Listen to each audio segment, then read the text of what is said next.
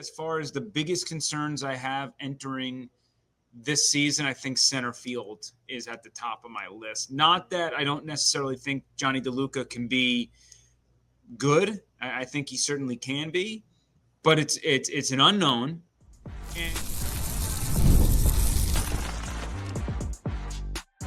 You are Locked On Rays, your daily Tampa Bay Rays podcast. Part of the Locked On Podcast Network, your team every day. Welcome into Locked On Rays, your daily podcast covering everything Tampa Bay Rays, from game analysis to player interviews. We've got you covered with all the latest news and insights. My name is Kevin Weiss. I'm Ulises Sambrano. It's your boy. He's back, Evan Closky. That means one thing. It is spring training time. We're not going to do the whole intro. We're on a short schedule here tonight with the Closky Meister, the legendary greatest sportscaster in Tampa Bay history. Ulises, before we get into the episode, do we have an update on the stadium bonds? You know, Kevin, I think it's coming through right now. This is actually breaking news. Let's go to breaking news right now.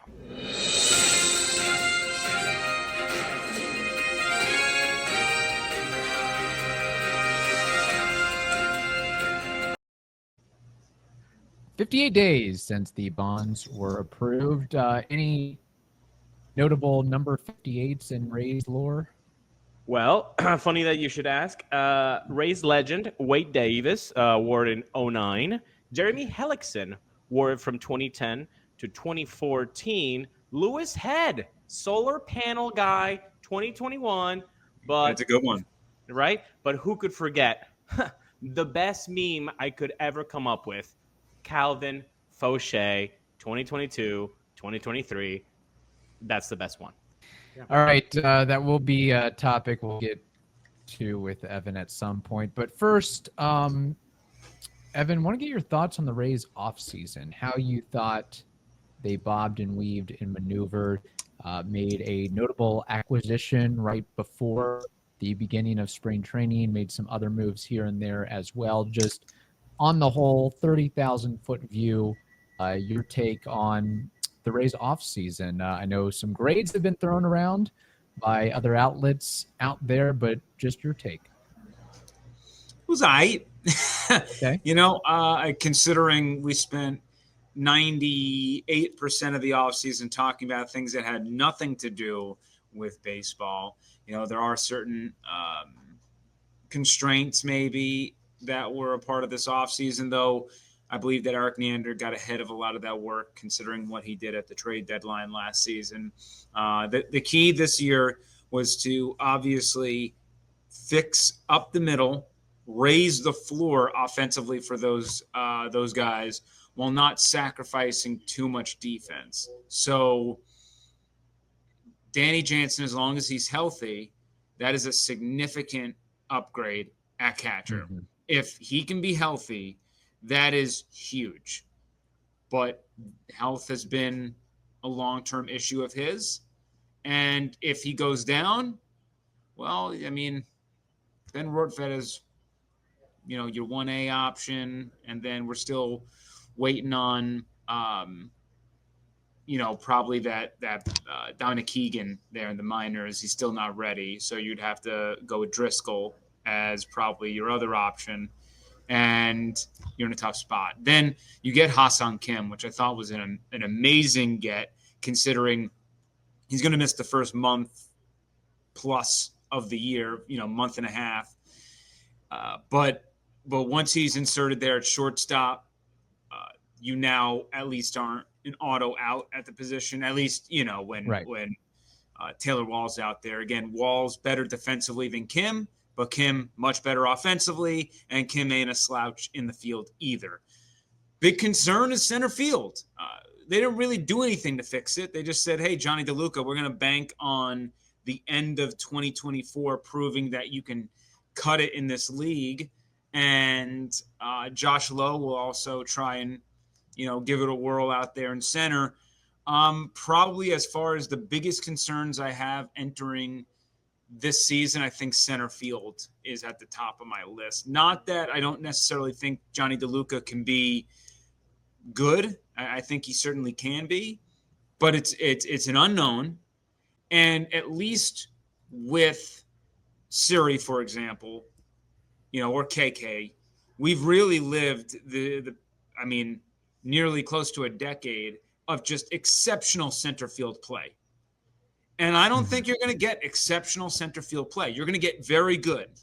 But it's not going to be, elite, which, top 5, top 7 center fielder in Major League Baseball, which is what Rays fans are used to. So how is that going to affect the defensive alignment and saving runs that way? So otherwise, and then you trade Springs, you get Boyle and some other pieces. I don't know how that necessarily helps you entering the season. I don't think it hurts you, but, you could have used Springs as a piece to maybe help fill a void elsewhere, and they kind of just decided to let's bring in a different arm, who I like, but and they brought in a lot of arms, which will help them once we get into the summer months there, and you got to play outdoors and in Tampa, and then you got like the Dart and Eloy Jimenez. So overall, nothing to brag about. I think that the Ha-Seong Kim signing I thought was maybe a move that entering the offseason, I would have never thought they would be able to get him. And then once you factor in the injury stuff and how this contract played out, it definitely makes sense for Kim, and he'll get playing time, and it gives them the 1-year bridge to Carson Williams. We have more to discuss with Evan, but first we have to tell the audience something very, very important, and that is about Wonderful Pistachios. If you're looking for a snack that's both delicious and nutritious, well, crack into a good source of protein with Wonderful Pistachios. Yes, that's what they're called. Wonderful Pistachios is one of the highest protein nuts. Each 1 ounce serving has 6 grams of protein, giving you over 10% of your daily value. Plus, they're packed with fiber and better for you unsaturated fats to keep you feeling fuller longer. So go ahead, get snacking and get cracking with the snack that packs a protein punch. Say that 5 times fast. Visit wonderfulpistachios.com to learn more. One more time for the audience in the back, wonderfulpistachios.com. That is the place to go. I want to touch on the center field because, like you said, Jansen, Ha-Seong Kim, they addressed up the middle, not so much in the outfield. Ulises, I think I know where you're going. You're suggesting that the Rays should have hired Kevin Kiermaier as an assistant, a special assistant, roving minor league, major league coach, whatever it be. We've had that discussion, and maybe we could get Evan's take on that. But no, I'm going to. When the Rays got Manuel Margot for the 2020 season, there was talk of can the Rays actually do a 2-man outfield? Is that possible with Margot and Kiermaier and how their range is impeccable, right? Then we saw Margot as an outfielder. Good. Sometimes very good. Highlight reel catches at times. But no KK. No KK at all. And in fact, in center field, the last couple of years made a few gaffes that you never really saw from Kevin Kiermaier. Going to Johnny DeLuca, who is younger than Manuel Margot when the Rays traded for him. We're already starting at a level of not KK. When Johnny DeLuca is not being called upon, hey, you can have a 2-man outfield kind of thing. He's not that guy. So when you look at this outfield, Evan, and it only has 2 natural outfielders in DeLuca and Josh Lowe, do you think that the Rays are going to be addressing this, or is it just going to be nope, Palacios, Meisner, Aranda, Caballero, Mangum, go for it, and just whoever comes out on top comes out on top? Well, I think that this season they should probably make Palacios more of an outfielder than an infielder. I was really impressed with how much of an amoeba he was last season, with how well he performed defensively in the outfield and the infield. So considering the needs of the 2025 team, I would make him more of an outfield guy than an infield guy. At least, that's my plan entering the year, and we can see what injuries or something happens. But, my concern is Johnny DeLuca is a borderline. Let's say entering the season, he was going to be the right fielder. I would say he's a borderline Gold Glove right fielder this season. That's how elite he was in right field. Right. But when he moved over to center, he was pretty average.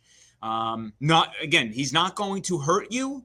He's not necessarily going to save a bunch of runs either. So you're kind of breaking even, to which then you're talking about, okay, the bat's going to have to pick up and do a little bit more of the heavy lifting if he's going to play center field. So that's like my viewpoint of Johnny.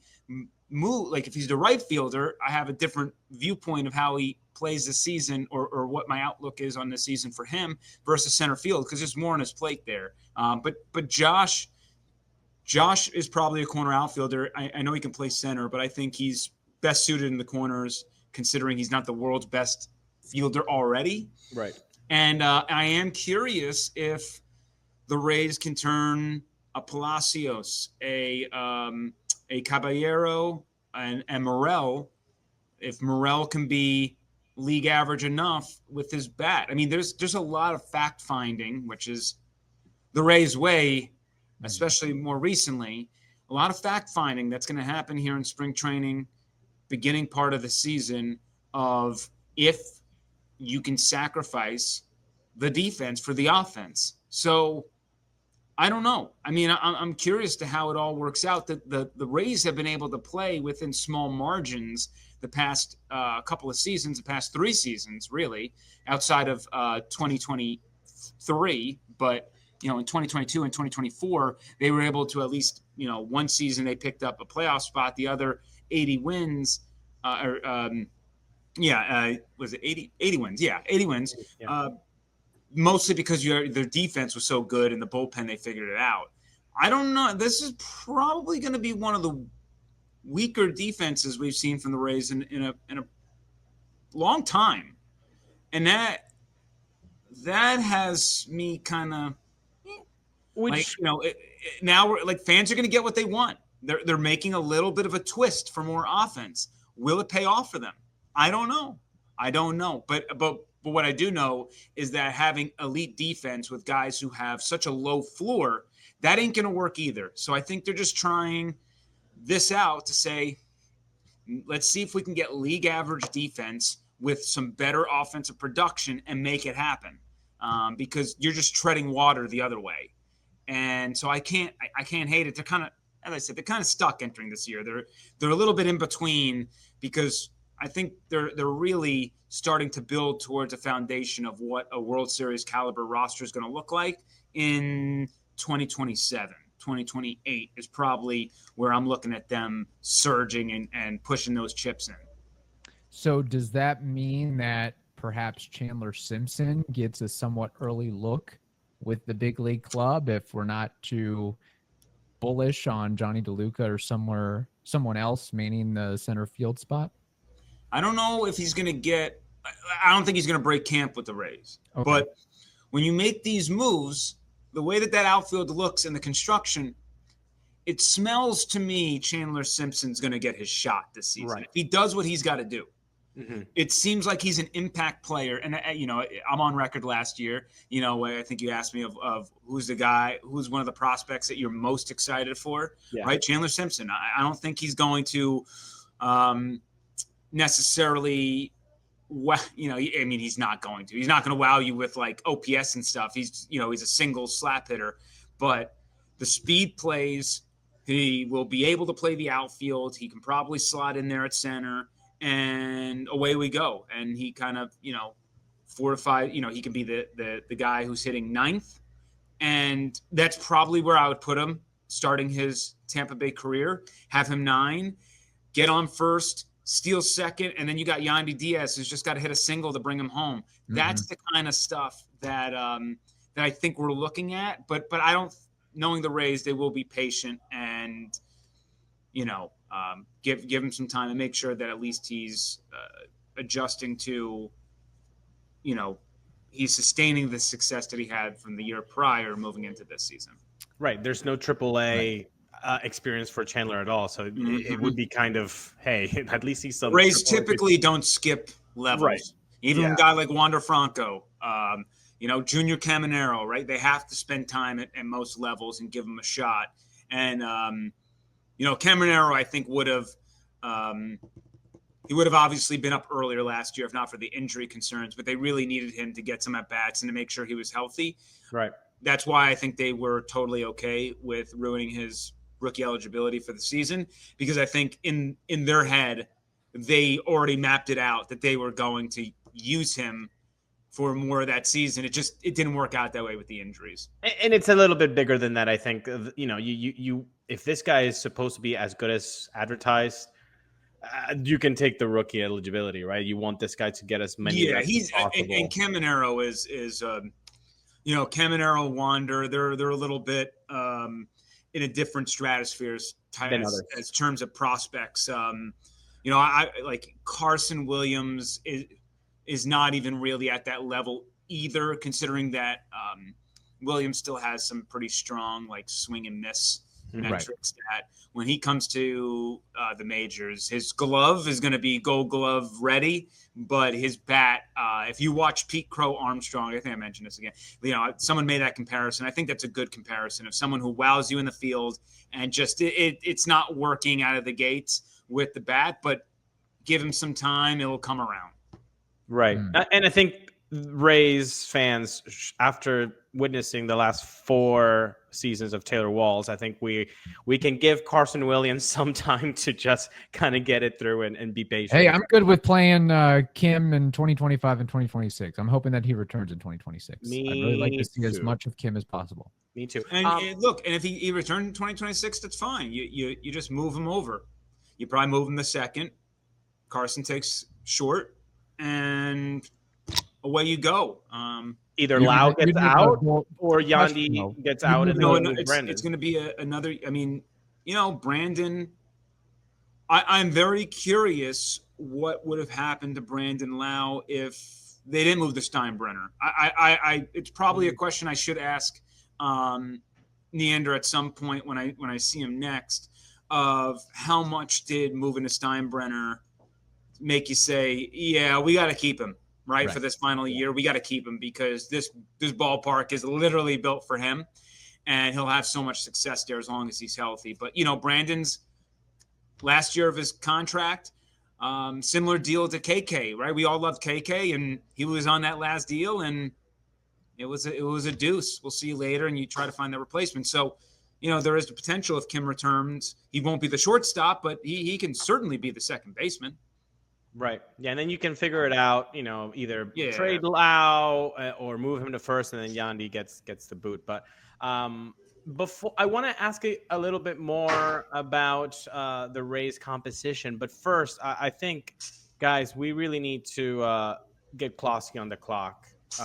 It's been a minute, and this is a remix of the Closky on the clock that I hope you all enjoy. It's time for Closky on the clock.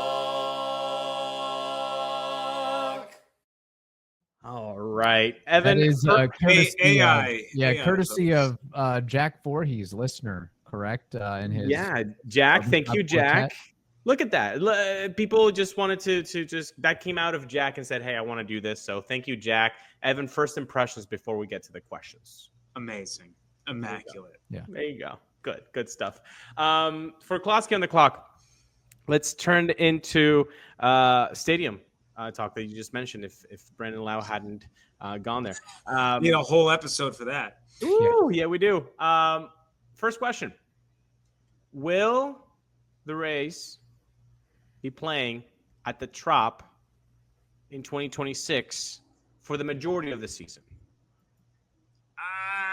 Oh man, the wording is we'll be ready for 2026 opening day. I'm not so bullish on that, considering there were extreme concerns when the original vote was cast to get everything built as fast as possible, and people had concerns about doing what they had to do. I don't think so. I don't think the majority of 2026 is going to happen. They're in. I don't know what's going on with that situation and the stalemate of how that's being used in negotiations, but to at least my vantage point, it looks like St. Pete City Council is kind of doing the bare minimum to check all the boxes legally, but we still aren't really boots on the ground try to fix this thing full steam ahead. It's a lot of money and it's a wasted asset if the stadium deal doesn't happen. So I'm definitely concerned about it being there for the majority of 2026. Okay. This doesn't have to be Closky on the clock. Just a little bit. Is Stu available for questions during spring training? Like, do you guys get like a heads up? Hey, Stu's going to be available or no? Usually, Stu is available once a year, and that's pre-opening day. Or I should say, pre-first pitch opening day. Usually, there's a scrum with Stu before first pitch, and that's it. That's all you get of him once a year. And Topkin gets his one-on-one.